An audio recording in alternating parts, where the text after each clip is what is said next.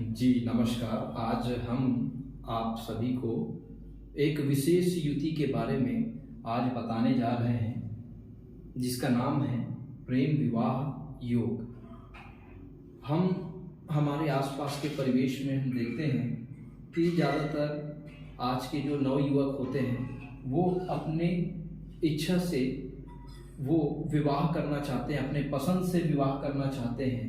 और ज़्यादातर ऐसे जो जातक या जातिका होते हैं वो प्रेम विवाह को संपन्न करना चाहते हैं, क्योंकि हर किसी का अपना एक पसंद होता है और उसी पसंद को पाने के लिए ऐसे जातक अथवा जातिका प्रेम विवाह करते हैं। तो आइए आज के इस क्लास में हम प्रेम विवाह के बारे में आप सबको बताएंगे। क्या ऐसे कुंडली में विशेष योग होता है जिसकी वजह से ये प्रेम विवाह संपन्न होता है।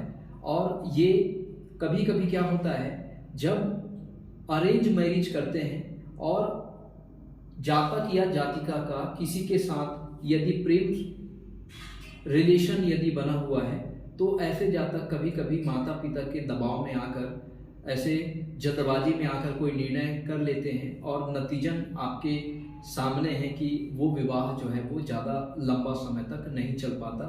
तो किसी के स्वभाव को समझने के लिए, किसी जातक अथवा जातिका का अगर प्रेम संबंध है अथवा नहीं, इसे जानने के लिए हम आज इस प्रेम विवाह युति को आज हम समझने का प्रयास करते हैं। और आज के वीडियो में हम यह भी समझ पाएंगे कि किसी भी जातिका जिनसे कोई विवाह करने जा रहा है, क्या वह जातिका का पहले से किसी से प्रेम तो नहीं है, अदरवाइज विवाह के बाद कोई ऐसी मुसीबत ना आ जाए, ऐसी बाधा ना आ जाए कि आपका दाम्पत्य जीवन ही खराब हो जाए। तो चलिए आज हम उस विशेष युति के बारे में आज हम चर्चा करने जा रहे हैं, जिस विशेष युति से हम यह समझ पाएंगे कि कोई भी जातक या जातिका का प्रेम विवाह होगा या अरेंज मैरिज होगा।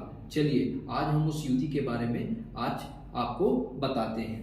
जैसे कि आप सभी देख पा रहे होंगे कि ये मेष लगन की कुंडली है और मेष लगन की कुंडली में आप देख पा रहे होंगे कि सप्तम भाव का स्वामी शुक्र वह पंचम भाव में जाके बैठा है और पंचम भाव का स्वामी सूर्य जो है वो सप्तम भाव में जाके बैठा है। तो लव मैरिज को सबसे पहले समझने के लिए हमको कौन से ऐसे भाव है और कौन से ऐसे ग्रह है जिनके माध्यम से हम प्रेम विवाह के योग को हम जान पाते हैं। तो मैं आपको बताना चाहूँगा कि पंचम भाव जो होता है वो हमारे प्रेम का भाव होता है और जो सप्तम भाव होता है वो विवाह संबंध का भाव होता है या विवाह का भाव होता है। तो दोनों भावों के जो स्वामी होते हैं, जैसे पंचम भाव के स्वामी यहाँ पर सूर्य भगवान है और सप्तम भाव के स्वामी यहाँ पर शुक्र की राशि यहाँ पर पड़ी हुई है। तो जब दोनों में संबंध बने तो ऐसे युति को, ऐसे योग को हम प्रेम विवाह का योग कहेंगे। जैसे कि मैंने इस कुंडली में बना रखे हैं कि सप्तम भाव जो विवाह का स्वामी है वो प्रेम वाले भाव में है और प्रेम भाव वाला स्वामी सूर्य जो है वो कहाँ है, विवाह वाले भाव में। तो निसंदेह इस कुंडली को देख के हम कह सकते हैं कि ऐसे जातक अथवा जातिका का प्रेम विवाह जो है वो संपन्न होगा। तो प्रेम विवाह इसी तरह से अगर शुक्र और सूर्य का संबंध, शुक्र और सूर्य का संबंध यदि लग्न में हो, शुक्र सूर्य का संबंध यदि चतुर्थ भाव में हो, सूर्य शुक्र का संबंध यदि दशम भाव में हो, तो ऐसे जातक का प्रेम विवाह होता है। तो पंचमेश अर्थात पंचम भाव के स्वामी, सप्तमेश अर्थात सप्तम भाव के स्वामी यदि इन दोनों ग्रहों की युति कुंडली के किसी भी भाव में अगर बन जाता है तो इस प्रकार की युति को हम प्रेम विवाह की युति कहेंगे। एक और योग कुंडली में हम आसानी से हमको देखने को मिलता है, चंद्रमा और शुक्र की युति। चंद्रमा को हम आकर्षण का कारक मानते हैं और शुक्र जो है वो प्रेम का कारक होता है। तो चंद्र शुक्र की युति वाले जातक का भी प्रेम संबंध जो है वो बन जाता है।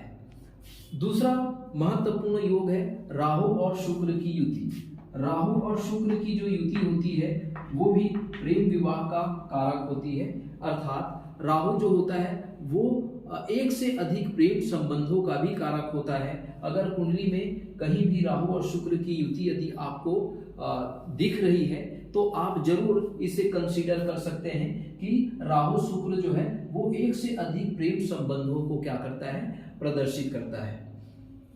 इस प्रकार आज के क्लास में हमने प्रेम विवाह के बारे में और प्रेम विवाह से संबंधित जो ग्रह होते हैं राहु, शुक्र, मंगल और केतु। राहु जो होता है वो गैर सामाजिक, गैर जिम्मेदार ग्रह होता है और ये हमें प्रेम विवाह के लिए क्या है, उकसाने का काम करता है। दूसरा महत्वपूर्ण ग्रह होता है मंगल। मंगल जो होता है वो बहुत अग्रेसिव प्लैनेट होता है और यह मंगल जो है वो प्रेम विवाह को बूस्टर इफेक्ट देता है, प्रेम विवाह को ये जो है प्रबल योग बनाता है। तो इस तरह से आज के सेशन में आपको हमने बताया कि प्रेम विवाह जो है वो कौन कौन से ग्रहों की युति से कुंडली में किस प्रकार विचार करना चाहिए, इसके बारे में हमने आपको बताया। यदि आपके मन में किसी प्रकार का कोई प्रश्न हो, कोई आपके मन में कोई क्वेरीज हो, अगर कोई आप अपना कुंडली शेयर करना चाहते हैं तो जरूर आप शेयर करिए, कमेंट्स करिए, हमारे चैनल को लाइक कीजिए, सब्सक्राइब कीजिए। और जो भी आपके मन में कोई प्रश्न बन रहे हो इस संदर्भ में या कोई भी कुंडली से किसी भी समस्या से संबंधित आपके मन में अगर कोई प्रश्न हो तो जरूर उसके पूछिएगा, हम उसका जरूर समाधान बताएंगे, उपाय बताएंगे। आज के लिए बस इतना ही।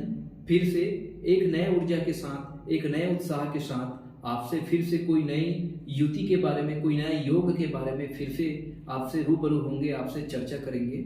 आपको परमात्मा हमेशा खुश रखे। इसी शुभ और मंगल कामनाओं के साथ नमस्कार।